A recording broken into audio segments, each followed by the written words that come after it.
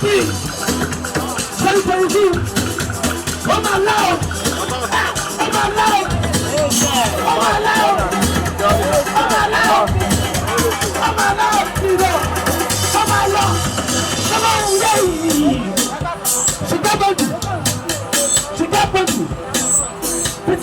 GboahTv. You're watching GboahTv. Kindly click on the subscribe button and the bell beside it so you get notified when we drop new videos.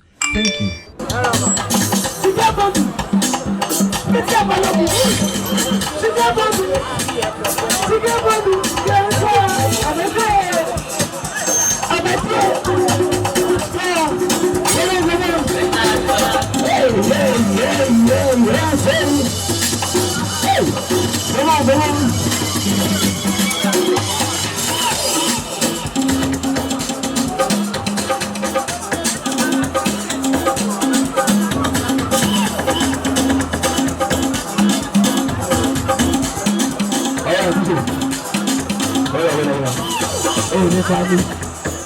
You're not coming for iPhone for you.